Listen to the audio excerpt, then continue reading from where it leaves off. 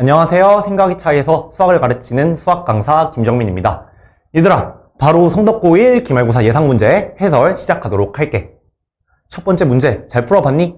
딱 보니까 이 문제는 3단원의 경우의 수 문제야. 하고 문제를 읽어봤더니 7개의 문자 A, B, C, D, F, G 서로 다른 문자들이네. 서로 다른 문자들을 모두 사용하여 만든 7자리 문자열 중에서 다음 조건을 만족시키는, 즉 가조건, 나조건, 다조건을 만족시키는 문자열의 개수를 세보자 라는 문제야.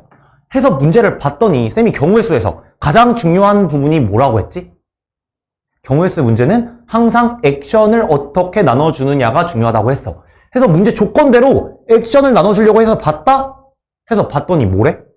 가조건 A와 B가 이웃하지가 않는데, 그러고 나조건 B와 C가 이웃하지가 않는데 하는 순간 너네 머릿속에선 이런 의문점이 들었을 거야. A랑 B랑 이웃하지 않으면서 B랑 C도 이웃하지 않을 수 있잖아. 즉 A, B, C가 모두 이웃하지 않을 수 있잖아. 심지어 나와 다도 B와 C가 이웃하지 않으면서 A도 이웃하지 않을 수 있잖아. 와, 다 겹치는 게 발생하는데? 액션을 나눌 때는 겹치는 게 발생하면 안 되는데? 하고 나서 너네가 드는 생각이 뭐냐면, 차라리 이웃한 경우를 통해서 이웃하지 않는 경우를 다 구할 수 있진 않을까? 라는 생각이 들었니 혹시? 사실 엄밀히 말하면 이웃하지 않은 경우의 여사건이 이웃한 경우는 쌤이 아니라고 했어. 하지만 이웃하지 않는 경우로 푼다면 너네는 뭘 떠올려야 돼? 칸막이를 떠올려야 돼.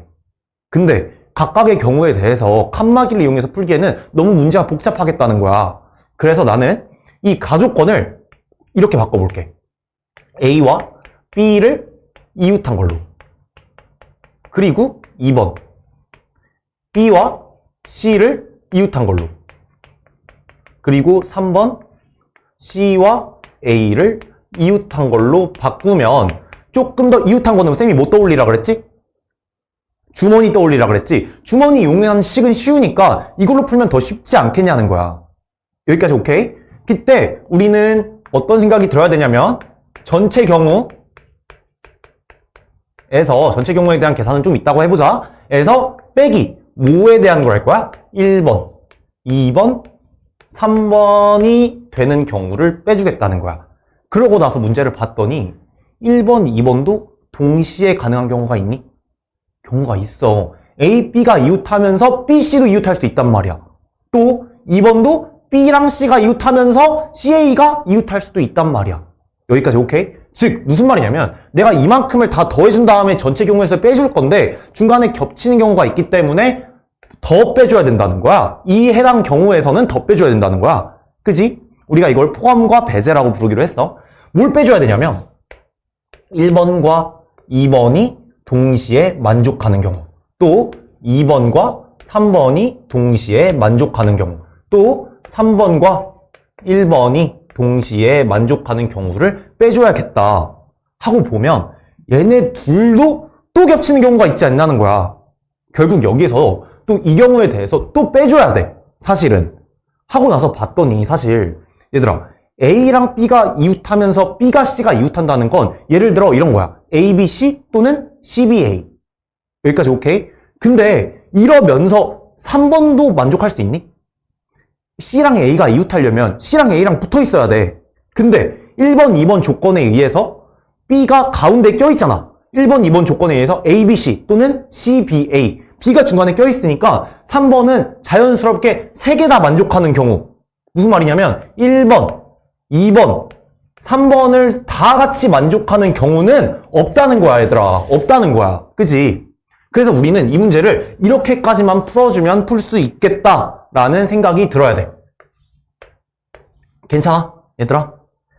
오케이, 넘어갈게. 다음 전체 경우를 구해보자. 전체 경우는 뭘 배열해주는 거니? 서로 다른 7개의 문자를 7개를 다 써서 배열해주는 거야. 즉 몇 팩? 전체 경우는 7팩토리얼이라고 쓸 수 있어. 7개 중에 7개를 골라서 7개를 전체 다 배열해주는 거니까. 그치? 7P7, 7팩토리얼로 쓸 수 있어. 여기에서 빼줄 거야. 뭐를? 1번, 2번, 3번에 해당되는 경우를. 1번 경우 하나만 구해서 곱하기 3 하면은 밑에 것까지 다 경우의 수 구해지는 거 아니야? 오케이? 그럼 보자. A랑 B가 이웃하면은 쌤이 뭐 떠올리라 그랬지? A랑 B를 어떻게 하라 그랬어? 주머니에 넣으라고 했어. 그럼 남은 문자는 총 몇 개? A, B 묶었으니까 C, D, E, F, G 총 5개의 문자가 남네. 그치? 그럼 얘를 배열해주는 경우는 내가 얘네 둘을 통째로 합쳐서 배열해주는 경우 6 팩토리얼에다가 곱하기 A, B를 자리를 바꿔서 계산해주는 경우 2라고 할 수 있어. 이런 경우가 1번도 있고 2번도 있고 3번도 있으니까 여기다가 뭐까지 해주면 돼? 곱하기 3까지 해주면 될 거야. 쌤이 이거 조금만 위에 써볼게. 7 팩토리얼 빼기 이렇게 쓸 수 있을 거야. 괜찮니? 여기까지? 여기까지가 1번, 2번, 3번에 해당하는 경우를 모두 합한 값이야. 근데 우리 뭘 더해줘야 되니? 이 경우에서 사실은 이 뒤에 있는 1번과 2번을 동시에 만족하는 경우, 또 2번과 3번을 동시에 만족하는 경우, 3번과 1번을 동시에 만족하는 경우를 빼줘야 돼. 그지? 즉 여기에서 빼기 나 이 경우 3개니까 3 먼저 써도 될까? 괜찮아? 곱하기 우리 1번, 2번만 한번 해보자. A랑 B가 이웃하고 동시에 B가 C가 이웃한데 이 말은 쌤이 아까 전에도 말했다시피 A, B, C 또는 A, B, C 또는 C, B, A밖에 없어. 그치? 얘를 주머니에 넣어준다는 거야. 결국 A, B, C 이 문자 3개를 주머니 속에 넣어준다는 거야. 그리고 얘를 배열하는 경우는 총 몇 팩? 2팩밖에 안 된다는 거야. 2팩. B는 고정을 시켰으니까 2팩토리얼밖에 안 된다는 거야. 엄밀히 말하면 그냥 너네가 세주면 돼. A, B, C, C, B, A 총 2가지밖에 안 되네. 그리고 나머지 문자 몇 개 있니? 나머지 문자 4개 있지 않니? 이 4개와 A, B, C 주머니를 합한 이 부분을 이 부분을 총 나열해 주는 거 몇 팩? 5팩. 즉 2 곱하기 5팩이라고 한다면 이 문제를 풀 수 있을 거야. 이해되니? 사실상 들어간 개념은 우리 이웃하지 않는다를 한다면 칸막이를 써야 되는데 너무 어려우니까 여사건은 아니지만 우리 이웃한 경우에서 이웃하지 않는 경우를 구해보자 라는 거야. 해서 전체 경우에서 해당하는 경우들을 빼는 걸 얘기를 했어. 하고 보니까 얘 계산하면 쌤이 5팩까지는 외우라 그랬지. 5팩이 120, 6팩, 720, 7팩 뭐야? 5040 되겠네. 빼기 6팩이 720 곱하기 6이니까 몇이니? 720 곱하기 6, 720 곱하기 6 하면 12 4320개 맞니? 36, 6, 720 6, 12 맞네. 그러고 여기에서 뭘 더 빼줘? 사실은 여기에서 더 빼줘야 돼. 뭐를? 6 곱하기 5 즉 6팩이네. 즉 720을 더 빼줘야 된다는 소리야. 그지? 얘를 마저 계산을 해보면 5040에다가 뭘 빼주니? 이거는 너네가 사실 계산만 하면 되는 문제지. 4320에 빼기 720 빼면은 뭐가 나오니? 0, 0, 3, 10 쌤이 계산하고 있다. 3600. 그래서 따라서 결과는 뭐야 얘들아? 따라서 결과는 1440개가 정답이 되겠네. 괜찮아 얘들아? 근데 얘들아 이 문제를 누가 봤을 때 이런 생각을 할 수도 있다? 쌤, 저 그냥 가나다 조건을 다 만족시키는 거 한 번에 구할 수도 있지 않아요? 라는 생각이 들 수도 있어. 그지? 시험 시간에. 해서 보면 A와 B가 이웃하지 않고 B와 C가 이웃하지 않고 C와 A가 이웃하지 않는다는 뜻은 결국 A, B, C가 다 이웃하지 않는다는 거 아니에요 그냥? 라고 해서 푼다면 어떻게 돼? 총 문자 7개인데 A, B, C를 제외한 D, E, F, G 총 4개의 문자를 그냥 일렬로 나열해 주는 거야. 나열해 주는 경우 몇 팩? 4팩이라고 쓸 수 있지. 그 다음에 이 사이사이에 이웃하지 않는 거 칸막이니까 이 사이사이 몇 자리 총? 5자리에 이 A, B, C 3개만 뽑아줘서 배열해주면 되는 거 아니에요? 즉 OP 5문자 5자리 중에 3개만 배열해주면 되는 거 아니에요? 해서 풀어보면 사실 24 곱하기 몇이니? OP3이면 543 하면은 12, 60 하면 마찬가지로 뭐가 나와? 마찬가지로 1440개 나와 얘들아. 근데 사실 이렇게 풀면은 시험 시간에 너무 좋겠지만 과연 시험 시간에 이 생각이 들 수 있겠냐라는 거야. 이 생각이 못 들었다고 한들 너네는 이런 방식대로 풀 수 있어야 돼. 포함과 배제를 통해서. 괜찮아? 이거 시험 문제에 나올 만해, 얘들아. 우리 다음 문제 바로 넘어가 볼게. 다음 문제는 2차 정사각 행렬에 관한 문제네. 4단원 행렬 문제야. 쌤이 수업 시간에 되게 강조했던 문제지. 한번 봐보자. 이 문제를 보면 가나 조건이 있고 문제에서 이 행렬을 구해야 된대. 이 행렬이 딱 성분적으로 나타내면 A랑 B로 나타낼 수가 있대. 결국 A 플러스 B를 구해야 되니까 결국 나는 앞에 있는 저 A 행렬 곱하기 마이너스 2, 1 돼 있는 행렬을 곱한 거를 구해야겠다라는 생각이 들 거야. 하고 문제를 봤더니 쌤이 제일 중요시하는 포인트가 뭐였지, 얘들아? 이때 우리가 얘를 구해야 되는데 내가 A 행렬 따로 구하려고 노력하라고 했어, 안 했어? 절대 여기에서 A 행렬을 따로 구하려고 하면 안 돼, 얘들아.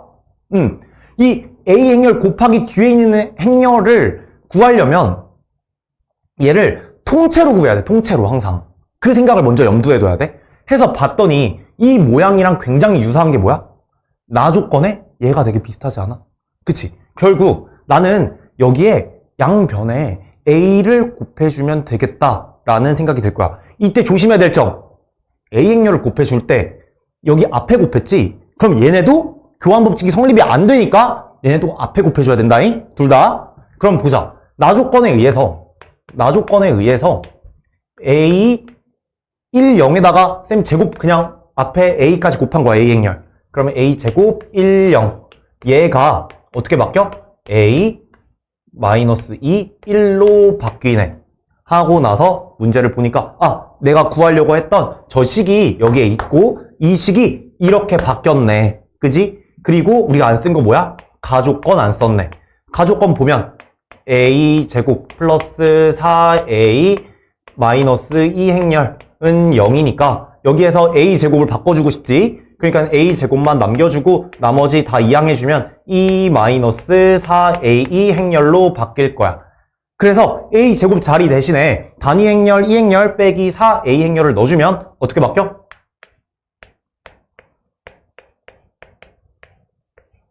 에다가 1, 0 행렬로 바뀌네. 그지? 그러면 얘를 내가 다시 계산해주면 얘는 쌤이 곱셈에서 행렬의 곱셈에서 분배 법칙은 된다고 했어. 즉 얘는 분배 법칙을 해주면 이런 식으로 될 거야.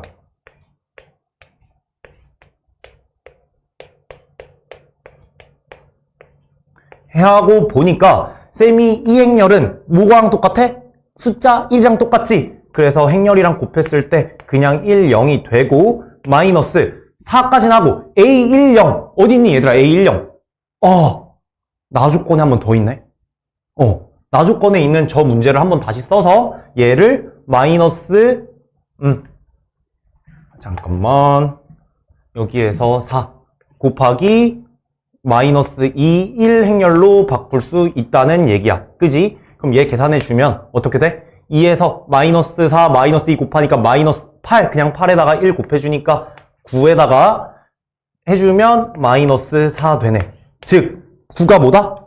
9가 A고 뭐야? 마이너스 4가 B 마이너스 4가 B라는 소리야. 즉 이 문제에서 구하는 건 뭐야? A 플러스 B네. 즉 A 플러스 B는 5 해가 5가 정답이다.